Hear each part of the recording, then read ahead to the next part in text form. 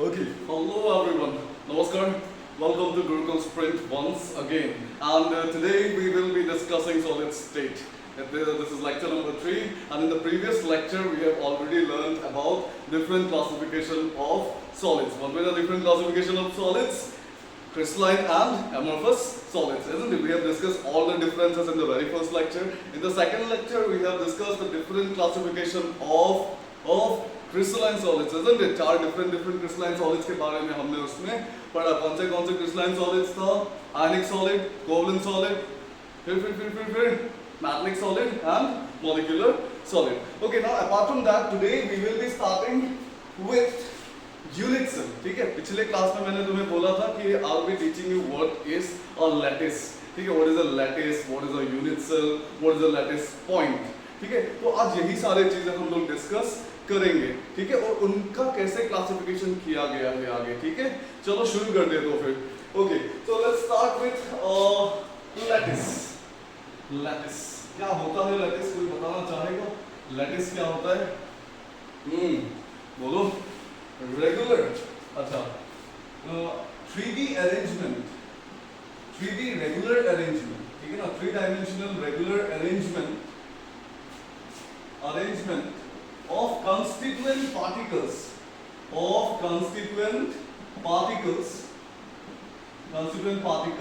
Is called lattice.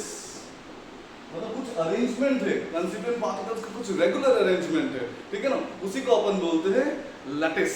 ठीक है, crystal lattice होता है, उसी को स्पेस लैटिस भी हम लोग बोलते हैं. ठीक है, देखेंगे हम लोग एक डायग्राम बना लेंगे. ठीक है ना, उससे हम लोग कोशिश करेंगे हर चीज को समझने के लिए. ठीक है ना, कुछ नहीं है, ज्योमेट्रिकली 3D कैसे हम लोग बनाते हैं, एक्स वाई जेड एक्सिस में बनाते हैं, राइट. तो वहां पे हम लोग देखेंगे और समझ पाएंगे. ठीक है ना, चलो. तो 3D regular arrangement of constituent particles called lattice. Constituent particles पता है ना, जिससे एक सॉलिड बनता है, जिससे एक क्रिस्टल बनता है. कंस्टिट्यूएंट पार्टिकल्स, यहाँ में क्या होगा? कंस्टिट्यूएंट पार्टिकल्स, ध्यान से सोचो. कंस्टिट्यूएंट पार्टिकल्स क्या होगा? कोई सॉलिड का पार्टिकल, कोई भी सॉलिड हो, एटम्स होगा ना. एटम से क्या बनेगा? मॉलिक्यूल्स बनेगा. बहुत सारे एटम्स, दो या फिर दो से ज्यादा एटम्स कंबाइन करके क्या बना लेगा? मॉलिक्यूल्स बना लेगा. फिर वापस से अगर मॉलिक्यूल टूट जाएगा, अगर डिसोशिएट होता है तो क्या बनेगा? बोलो, आयंस बनेगा, राइट. फॉर एग्जांपल एटम्स ऐसे भी मान सकते हैं. Na और Cl मिलकर क्या बनाएंगे? NaCl बनाएंगे. NaCl अगर डिसोशिएट होगा तो क्या होगा? Na प्लस और Cl माइनस में टूट जाएगा, isn't it? तो बेसिकली इन्हीं को हम लोग बोलते हैं constituent particle. Constituent particles are particles, ठीक है ना, जो एक सॉलिड को बनाता है, जो एक सॉलिड को शेप देता है. ठीक है, ओके, लेट्स मूव. ठीक है ना, लैटिस, कंस्टिट्यूएंट पार्टिकल्स.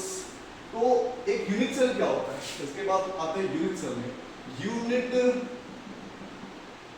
सेल क्या होगा? Smallest part of a smallest part which repeats to form a lattice. ठीक है ना, सबसे स्मॉलेस्ट पार्ट जो बार बार रिपीट होके एक प्रॉपर लैटिस बनाता है. ठीक है ना, जो बार बार रिपीट होता है. कैसे रिपीट होता है? चलो एक डायग्राम से समझते हैं. Let's make a diagram for this. ठीक है, चलो देखते हैं एक डायग्राम. एक second.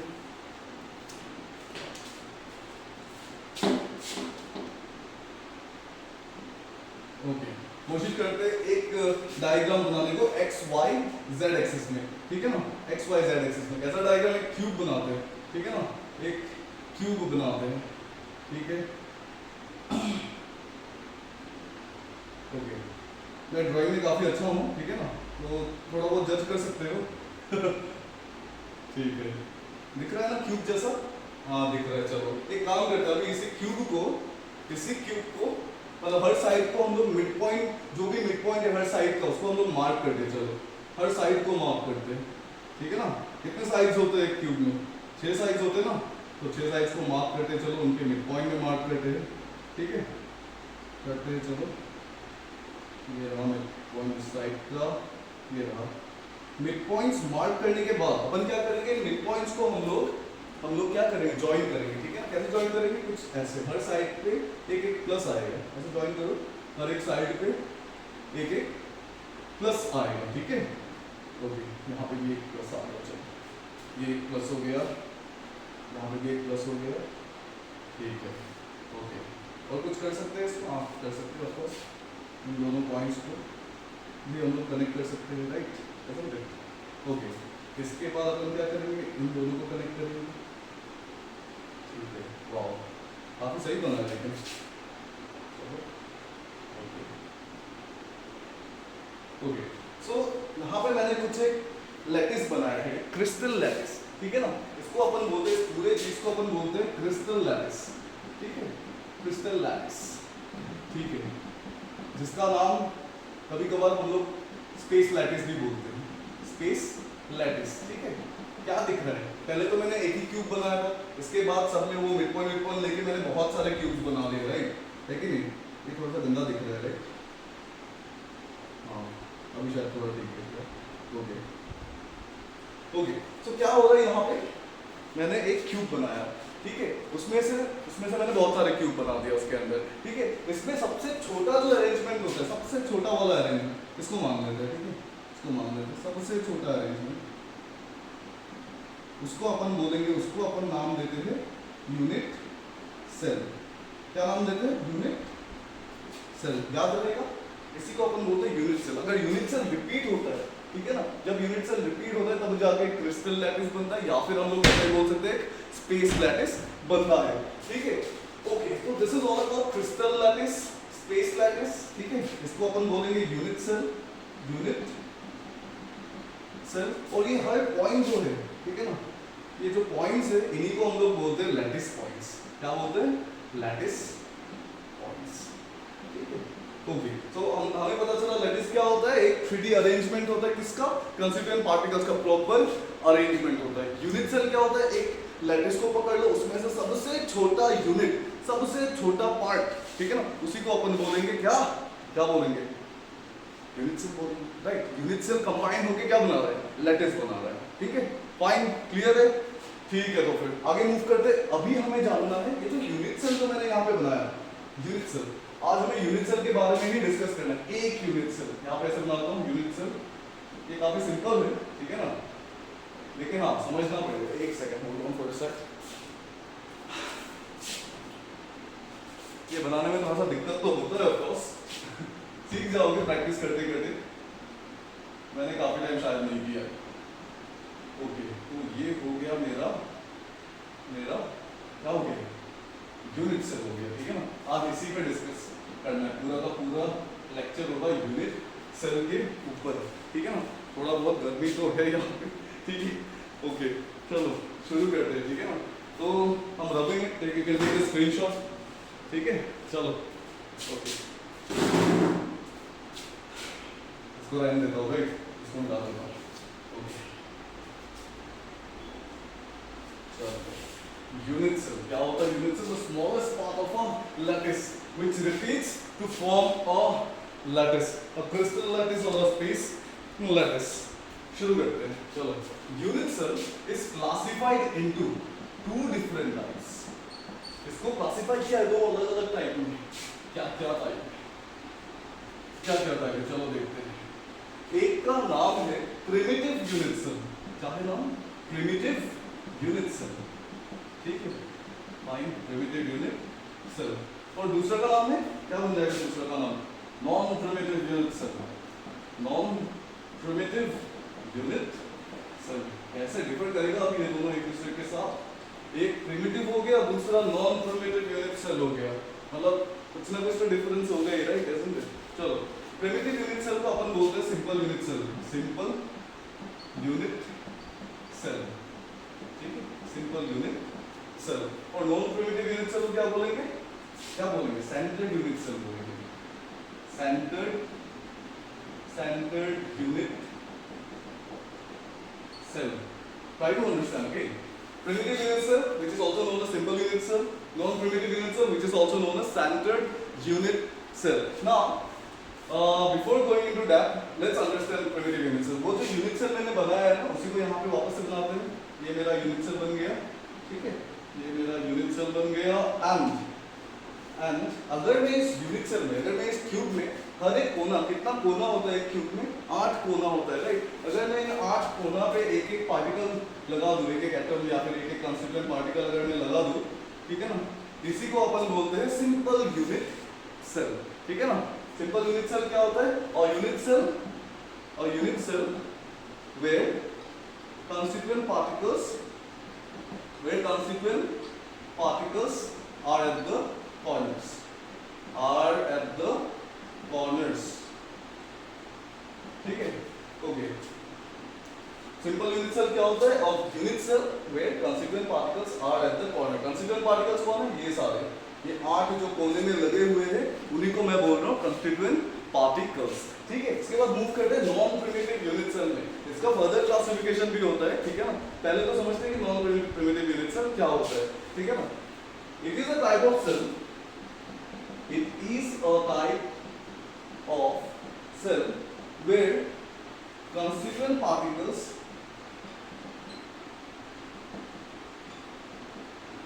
are present at the corners as well as at different positions। Try to understand this part। हाँ, क्या बोला जा रहा है?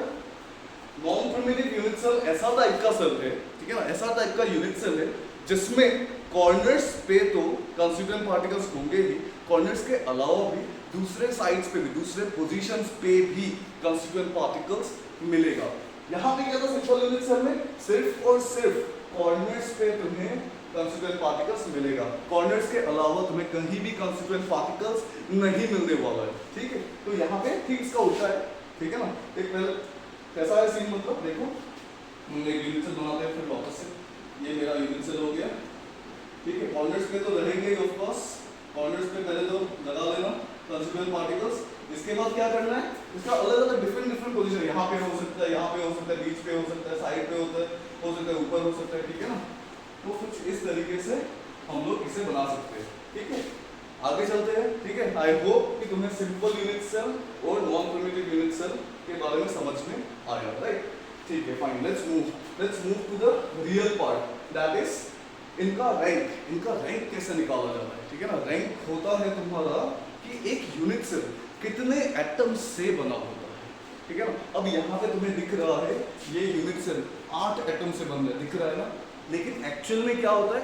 8 एटम से एक यूनिट सेल नहीं बन रहा है, ठीक है ना। क्यों नहीं बन रहा है? ध्यान से देखो, यहाँ पे पता नहीं चल रहा है शायद, यहाँ पे देखो, हर एक यूनिट सेल, ठीक है ना, दूसरे यूनिट सेल के साथ क्या है? लगा हुआ है, राइट। अब ध्यान से देखो, इसमें जो 8 एटम है, ठीक है ना, ये सारे के सारे यूनिट सेल के तो अंदर नहीं है ना, है कि नहीं। कुछ बहुत पार्ट यूनिट सेल के अंदर है, कुछ बहुत पार्ट यूनिट सेल के बाहर है, ठीक है ना। बाहर है का मतलब क्या है? दूसरा सेल के साथ शेयर किया जा रहा है। ये वाला एटम मान लेते हैं, इस एटम को मान लेते हैं, ठीक है ना। ये एटम मान लेते हैं, यहाँ पे है मेरा, ठीक है ना, यहाँ पे है। ध्यान से देखो, इस एटम को कितने सेल्स शेयर कर रहे हैं? देखो, सामने वाला शेयर कर रहा है सामने वाला सेल के साथ, इधर वाला सेल के साथ, पीछे वाला, साइड वाला, ऊपर वाले के साथ। मतलब देखो, एक एटम, ठीक है ना, एक कंस्टिट्यूएंट पार्टिकल 8 अलग अलग यूनिट सेल के साथ शेयरिंग में लगा रहता है, ठीक है ना। एक एटम एक यूनिट सेल का नहीं होता है, तो हमें देखना है अलग अलग यूनिट सेल का, ठीक है ना, अलग अलग यूनिट सेल का रैंक कितना है। रैंक क्या था? कितने पार्टिकल्स से बना होता है एक पर्टिकुलर यूनिट सेल, ठीक है। तो उसको देखने से पहले हम इसको सेंट्रल यूनिट सेल को फर्दर क्लासिफाइड करते हैं, ठीक है ना। सेंट्रल यूनिट सेल को फर्दर क्लासिफाई करते हैं, चलो यहाँ पे लिखते हैं। This is further classified into 3 different types, ठीक है ना। पहला टाइप का नाम दिया है FCC, ठीक है। नेक्स्ट है BCC और आखिरी है ECC। अब क्या है ये FCC, BCC, ECC?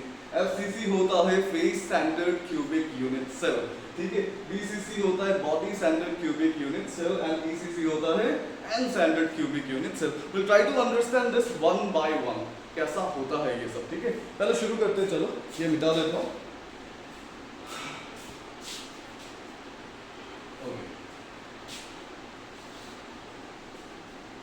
We'll be talking about this 3 type of unit cells, ठीक है। This 3 type and the simple unit cell as well। चलो शुरू करते हैं।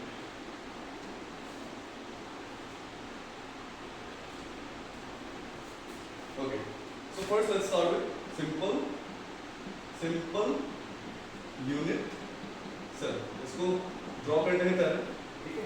सिंपल यूनिट सेल को ड्रॉ करते हैं.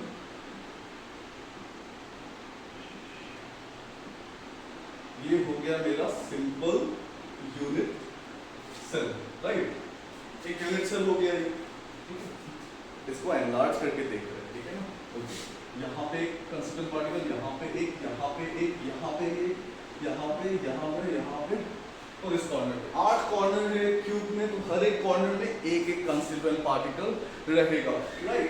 देयरफॉर हम लोग ऐसा लिख सकते हैं, total number of atoms in a simple unit cell is equal to 8. 8 atom है ना, 8 एटम. कंट्रीब्यूशन, therefore contribution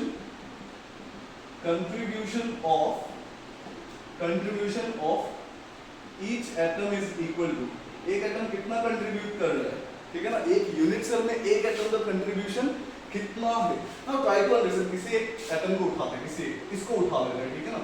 इसको उठा के एक चीज देखते हैं, देखो इस एटम का, ये देखो ये आधा पार्ट, ये जो ऊपर का पार्ट है देखो, ये पूरा का पूरा बाहर ही है, यूनिट सेल के अंदर तो है ही, है कि नहीं? तो ये वाला पार्ट यहाँ बना लेते हैं.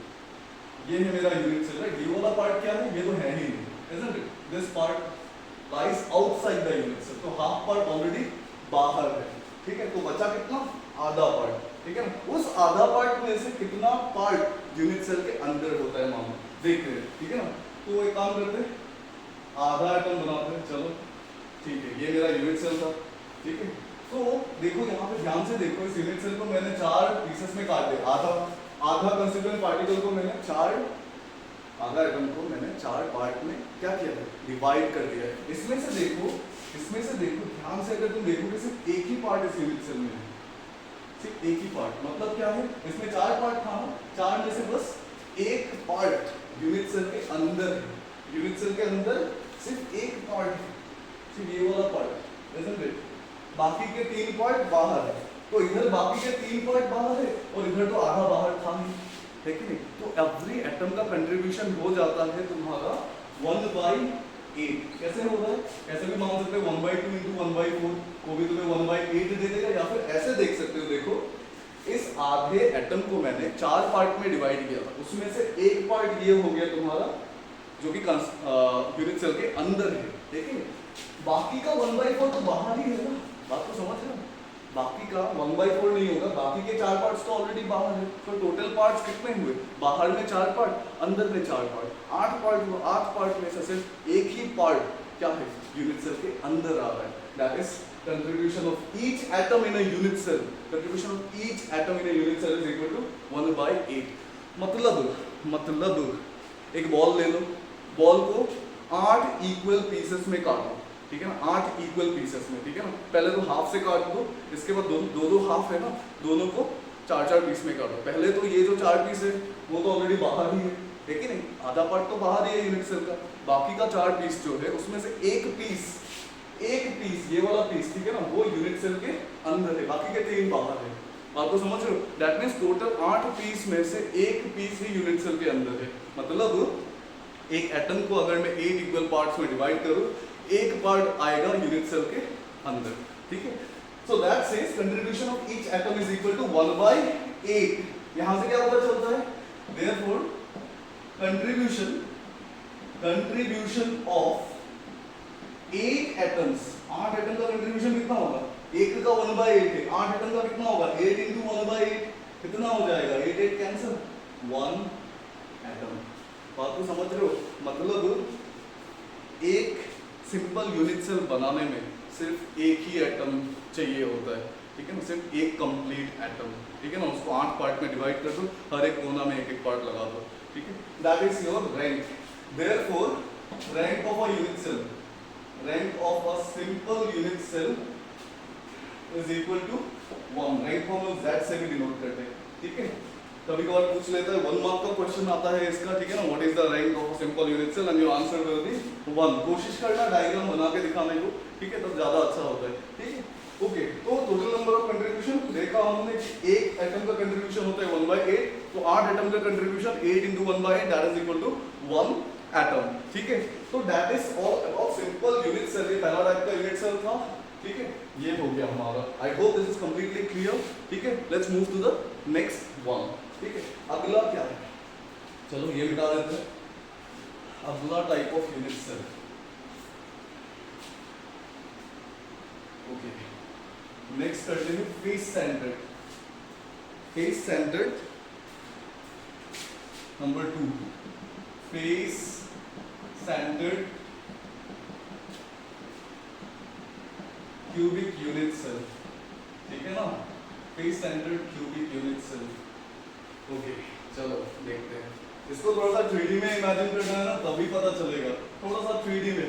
ठीक है, okay, face centred cubic unit cell. पहले तो वापस से वही सेल बनाएंगे। ये किसके अंदर आता है, face centred cubic unit cell? Non primitive unit cell के अंदर, जिसका डेफिनेशन क्या था, जिसका डेफिनेशन था इसके कोने पे तो तुम्हारा कंस्टिट्यूएंट पार्टिकल्स होगा ही, कोने के अलावा दूसरे साइड्स पे भी कंस्टिट्यूएंट पार्टिकल्स प्रेजेंट रहेगा। राइट, ये था हमारा डेफिनेशन। ठीक है, तो पहले क्या करेंगे, इसके हर कोने में क्या लगाएंगे, कंस्टिट्यूएंट पार्टिकल्स लगाएंगे।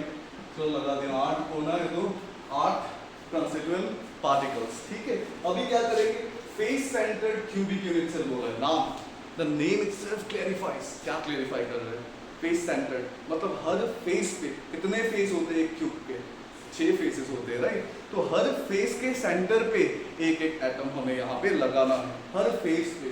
ठीक है, ये वाला एक फेस है, यहाँ पे एक लगाया, ये वाला एक फेस है, यहाँ पे लगाया, ये वाला एक, फिर ये वाला एक, ये सामने वाला एक। ठीक है, और ये नीचे है। तो टोटल कितने लगाए, 1 2 3 4 5 6 फेसेस है, तो 6 हमने क्या लगाया, 6 कंस्टिट्यूएंट पार्टिकल्स। ठीक है, यहाँ पे इस पे भी तुमको पूछा जाएगा, क्वेश्चन आएगा कि व्हाट इज द, क्वेश्चन आता है what is the rank, what is the rank of a face centred unit cell. ठीक है ना, अगर एक फेस सेंटर्ड यूनिट सेल के बारे में तो पूछा जाएगा कि इसका रैंक कितना होता है, कैसे पता चलेगा इसका रैंक। अभी देखो, ये हो गया हमारा face centred cubic unit cell. हर कोने में एक एक कंस्टिट्यूएंट पार्टिकल्स है और हर फेस पे एक एक कंस्टिट्यूएंट पार्टिकल है। ठीक है ना, तो पहले यहाँ पे देखेंगे कि total number of atoms.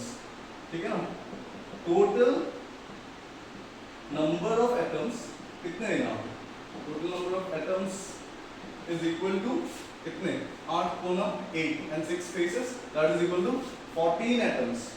14 atoms. लेकिन फिर मैंने क्या बोला था, सबका कंट्रीब्यूशन फुल तो नहीं होता है, तो यहाँ पे हम लोग अभी देखेंगे कि कंट्रीब्यूशन कितना है। ठीक है ना, contribution of atoms at corner, contribution of atoms at corner is equal to, ठीक है, कॉर्नर में कितने हैं टोटल, 8 एटम्स है। अब हर एटम का कंट्रीब्यूशन कितना है, अभी तो निकाला था, हर एटम का कंट्रीब्यूशन है 1/8, राइट, 1/8 हर एटम का कंट्रीब्यूशन। तो यहाँ से हमें क्या पता चलेगा, कॉर्नर एटम का कंट्रीब्यूशन हो गया 1 एटम। ठीक है, ओके, नेक्स्ट मूव करते हैं contribution of atom at the faces. Contribution of atoms at faces, कितने हैं टोटल एटम्स फेसेस में, 6 फेसेस है तो 6 एटम्स होंगे, 6।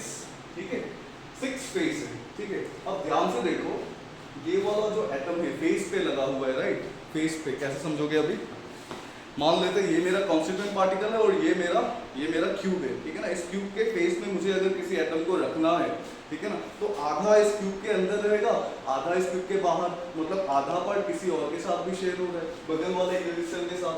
ठीक है ना, मान लो ये दोनों यूनिट सेल एक साथ है, इसके फेस में अगर मैं एक एटम बनाऊं, ठीक है ना, अगर मैं एक एटम बनाऊं, आधा पार्ट इस यूनिट सेल में होगा, आधा पार्ट इस यूनिट सेल में। इससे क्या पता चलता है, हर एटम का कंट्रीब्यूशन फेस पे हाफ होता है, राइट, हाफ होगा। तो 6 into हाफ, 6 एटम्स है ना फेसेस पे, तो 6 into हाफ हो जाएगा, यहाँ से 2 3 6, तो 3 एटम्स होगा तुम्हारा फेसेस पे। ठीक है, मतलब टोटल तो 6 एटम था, लेकिन एक एटम का कंट्रीब्यूशन आधा ही था, आधा पार्ट बगल वाले यूनिट सेल के साथ शेयर हो रहा है। ठीक है, तो यहाँ से हमें रैंक क्या मिलेगा, रैंक क्या मिलेगा यहाँ से, therefore rank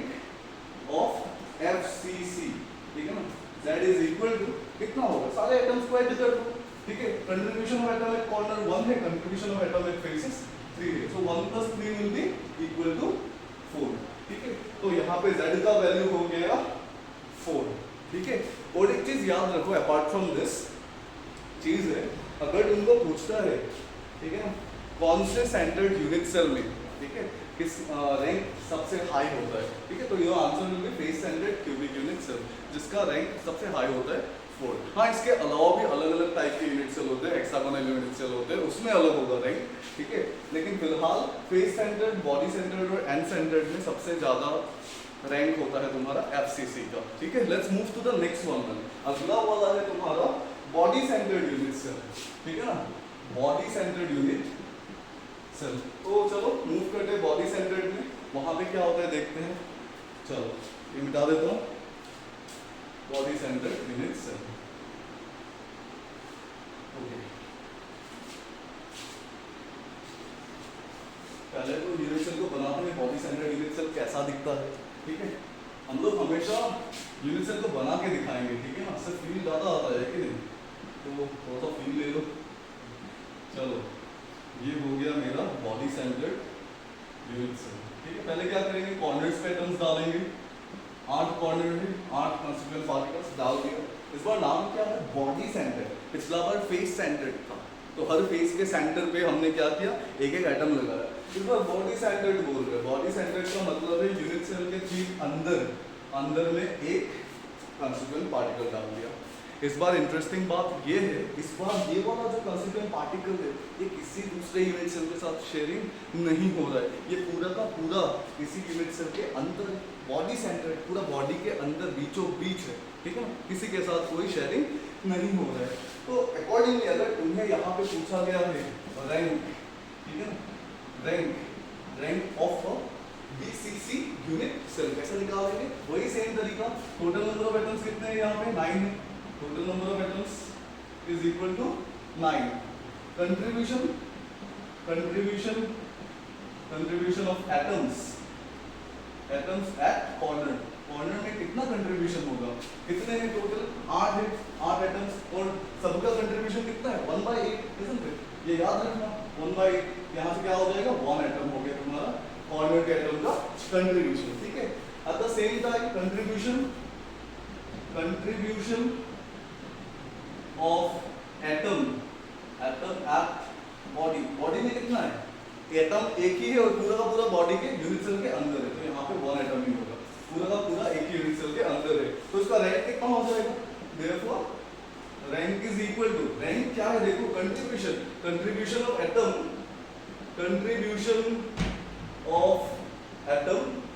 eight corner plus contribution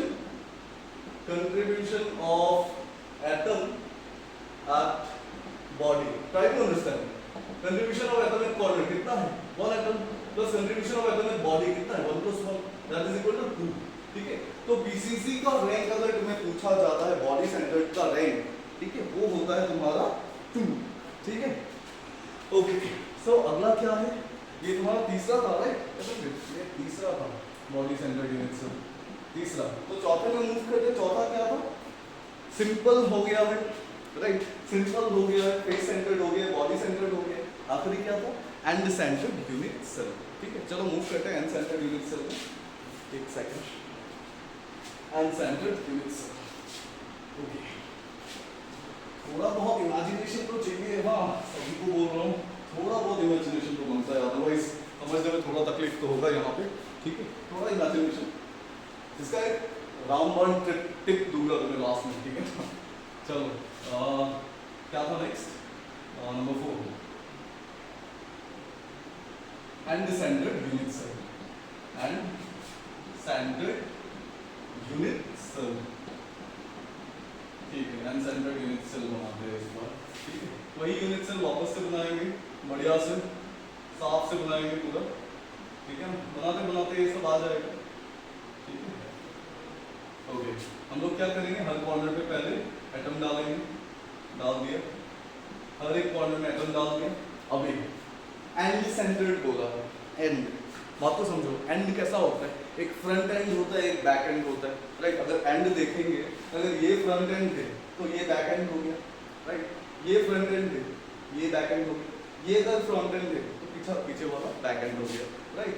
तो बेसिकली ऐसा है, यहाँ पे दो और एटम को हमें लगाना होता है, ठीक है ना। इस यूनिट सेल में दो और एटम को हमें ज्वाइन करना होता है। चलो इसको फ्रंट एंड मान लेते हैं, ये एक हो गया, इसको बैक एंड मान लेते हैं, ये एक हो गया, ठीक है। मतलब इससे दिखाते हैं, चलो ये मेरा क्यूब है, मैं मान लेता हूँ, ठीक है ना। एक सामने मैंने एटम लगा दिया, एक ठीक पीछे लगा दिया, ठीक है ना। वही वो क्या बोलते हैं, फेस सेंटर्ड जैसा था वैसा ही है, सिर्फ यहाँ पे दो ही एंड हो सकता है, ठीक है ना, सामने वाला या फिर पीछे वाला। अगर ये तुम फ्रंट एंड ले रहे हो तो ये बैक एंड होगा, ठीक है ना। ये फ्रंट ले रहे हो तो ये बैक होगा, ठीक है ना। तो यहाँ से हमें निकालना है इस बार कितना होगा इसका रैंक, ठीक है ना। इसमें से सबसे इंपॉर्टेंट क्वेश्चन यही है कि रैंक क्या है, ठीक है ना। रैंक कितना है, कौन से यूनिट सेल का कितना है, 1 मार्क का ही आता है, ठीक है ना। चलो इस बार रैंक निकालते हैं एन सेंटर्ड यूनिट सेल का, ठीक है। Rank of end centred unit cell वही करेंगे सेम, ठीक है ना। Contribution of atoms at corner, contribution of atoms at corner. कितने कॉर्नर है, 8 कॉर्नर, 8 कॉर्नर में 8 एटम है, ठीक है ना। 8 एटम, हर एटम का कंट्रीब्यूशन कितना है, 1/8, तो 8 कैंसिल, कितना बच गया, 1 एटम, ठीक है, ठीक है, फाइन। फिर लिखेंगे again contribution of atoms at end में कितने हैं, कितने कंस्टिट्यूएंट पार्टिकल्स हैं, 2, राइट। तो यहाँ पे हम लोग 2 लिखेंगे, ठीक है। इस बार मैंने क्या बोला, इनका कंट्रीब्यूशन कितना है एक यूनिट सेल में, आधा है। आधा इस यूनिट सेल, 2 यूनिट सेल मान लेते, आधा इस वाले यूनिट सेल में, आधा इस वाले यूनिट सेल में, ठीक है ना। बीच में रखा गया है सेंटर पे, आधा इसके साथ शेयरिंग हो रहा है, आधा इसके साथ शेयरिंग हो रहा है, ठीक है। तो इसका कंट्रीब्यूशन हो जाएगा 1/2, तो 2 है तो 2 कैंसिल, तो क्या बचेगा, 1 एटम। तो रैंक कितना हो जाएगा, देखो rank will be equal to 1 + 1 that is equal to 2। याद रहेगा सभी को, डेफिनेटली याद तो रहना चाहिए। आई मीन देखो याद रहेगा तो सही है, अदरवाइज फिर ये सब करके देखना है तो इतना नहीं करना है, राइट। याद एक काम करते हैं, टेबल बना लेते हैं, that will make it even more easy. Table के साथ ज़्यादा इजी रहेगा समझने के लिए, ठीक है। एक सेकंड,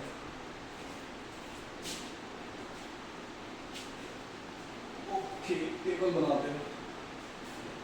एक साइड में हम लोग ले लेंगे यूनिट सेल, दूसरे साइड में हम लोग क्या लेंगे, रैंक ले लेते हैं। रैंक काफी आसान सा है, एक तरफ रैंक ले लिया, एक तरफ यूनिट सेल ले लिया, ठीक है। पहला क्या था हमारा, simple unit cell. Simple unit cell में हमने क्या देखा था, सिंपल यूनिट सेल में ये मेरा यूनिट सेल बन गया सिंपल, लेकिन सिंपल यूनिट सेल बन गया। इसमें हमने क्या देखा, हर कॉर्नर पे एटम है और कहीं पे भी एटम है नहीं, तो 8 × 1/8 कितना होगा रैंक, 1, ठीक है। इसका रैंक हो जाएगा तुम्हारा 1। कैसे मिला, 8 है, 8 एटम से, हर एटम का कंट्रीब्यूशन 1/8 है, तो 8 × 1/8 कितना हो जाएगा, 1, ठीक है। This is about simple unit cell. अगला क्या है तुम्हारा, अगला है face centred unit cell, face centred cubic unit cell, cubic unit cell, ठीक है। अब किसी ने कितना मिला था, हर एक फेस पे भी हमने एक एटम डाल दिया था, 1 2 3 4 5 6, राइट। तो इनका कंट्रीब्यूशन कितना था, 1/2 था, तो 6 × 1/2 कितना मिला था, 3। फिर कॉर्नर्स पे कंट्रीब्यूशन कितना था, 1, तो 3 + 1 कितना हो गया, ये हो गया हमारा 4। In the same way next क्या था हमारा, बॉडी सेंटर्ड था, body centred cubic unit cell, body centred cubic unit cell. Body centred cubic unit cell में रैंक कितना होगा, इस बार क्या है, ये फेस पे जो भी हमने बनाया था, ठीक है ना, 6 कंस्टिट्यूएंट पार्टिकल, उसको इग्नोर कर दो, ठीक है, उसको निकाल दो। और क्या करना है हमें, ठीक इसके बीच पे एक कंस्टिट्यूएंट पार्टिकल ऐड करना है बॉडी सेंटर पे, ठीक है। तो इसका रैंक कितना हो गया, कॉर्नर पे 1 और बॉडी पे 1, तो 1 + 1 हो गया 2, ठीक है। फिर फाइनली क्या है, end centred cubic unit cell, cubic unit cell.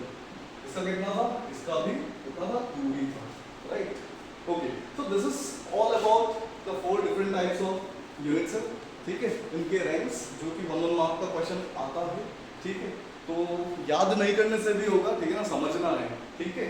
In the next class हम देखेंगे कि कैसे अलग अलग टाइप का पैकिंग होता है, ठीक है ना? सॉलिड अलग अलग यूनिट सेल में कैसा टाइप का पैकिंग होता है, सबसे ज़्यादा पैकिंग किस पे देखने को मिलता है, कौन से टाइप के सेल्स में देखने को मिलता है, ठीक है? तो शायद एफसीसी में मिलेगा। तो अगले क्लास में, अगले लेक्चर में हम इसके बारे में डिस्कस करेंगे, ठीक है ना? हाईएस्ट पैकिंग किस में दिखाई देती है? जैसे कि देखो, पैकिंग मतलब समझ रहे हो ना, ये सॉलिड है, इसके अंदर कंस्टिट्यूएंट पार्टिकल्स भरा हुआ है, कितना भरा हुआ है, कितना प्रतिशत भरा हुआ है, 100% भरा हुआ है, बताओ नहीं, अगले क्लास में समझेंगे, ठीक है ना? So this is all about today's lecture. चलो, see you in the next class, bye bye.